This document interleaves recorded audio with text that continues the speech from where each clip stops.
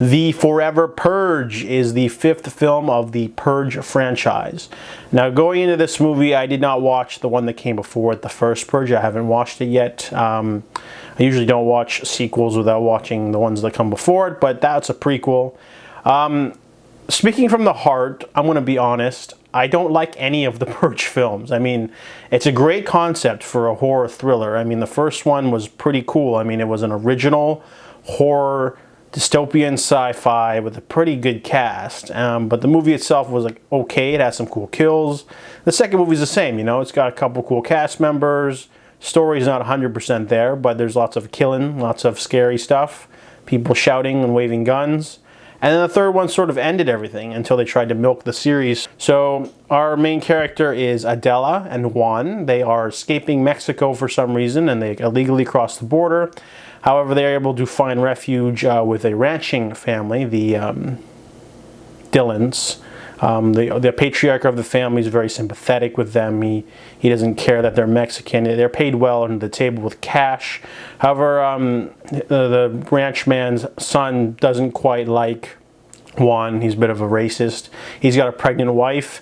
And the purge is happening the next day. So they make sure they have their shutters and everything. Everything's going, you know, it happens every year for 12 hours. So the Mexican characters, they go on a bus, they take a ride out to this sort of church that's been fortified into a compound so they can wait out the racism of the purge, because there's a lot of vicious people. And the movie does have one really chilling moment at the beginning.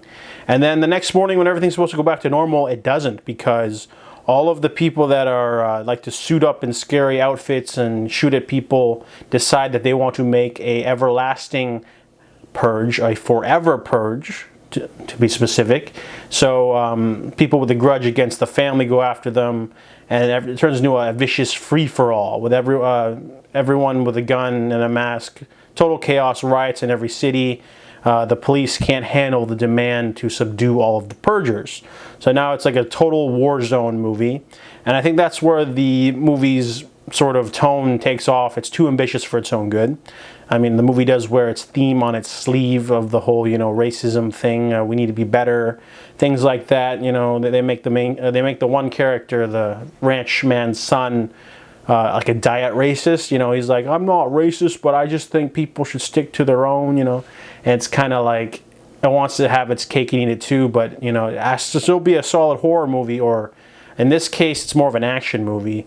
After the Forever Purge starts, you know, it just turns into total mayhem, and it sort of loses its suspense factor. I mean, because all the characters jump into this big rig truck, and it keeps getting stopped at every possible moment, and the movie never has time to breathe and have truly suspenseful moments. It's all really rushed, you know, and they keep writing in cheap ways to separate the group or slow them down. Like there's this really bizarre scene where two of the characters get separated and they go into this building, and it's full of weirdos, and they quickly shoot them and leave, and there's no suspense or build up. It just happens, and you're kind of just like, the fuck, you know, like what's going on? And they introduce an antagonist way too late in the series, and it turns into just a full-on action movie. You know, it's not very scary to have people with guns shooting at you. It's you know, I've seen that in many movies. What makes the Purge movie so scary is that the average citizen could become a purger. So the concept of this movie is that all of the vicious people decide to keep going, and then the National Guard gets called in, and it turns into this big run for the border. And yeah, there's some cool kills. I'll admit that, you know, I went with a friend on at a discount theater. There's some interesting, we're both huge horror fans, so going in this movie, we weren't expecting much. And there were some enjoyable, cool kills to laugh at, but overall, the movie's very underwhelming. It could have been way better. Just in terms of like the bulk of it, you know, the first 20 minutes is solid, but then as soon as the Forever Purge starts, there's no story. It's literally, we need to drive to Mexico. There's this thing blocking our way. We need to get out of the car. People are shooting vaguely in the distance. We need to run here. Oh my God, we've been captured. Oh, we're escaped. And we met more allies. We've met bad guys. You know, it feels just like a series of events, and it's not very suspenseful.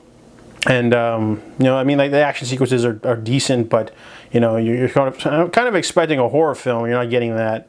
And the movie, you know, has the big themes and everything. But overall, yeah, it's a very weak entry. in the series. Definitely feels like they're beating a dead horse at this point. So I give the Forever Purge a 4 out of 10.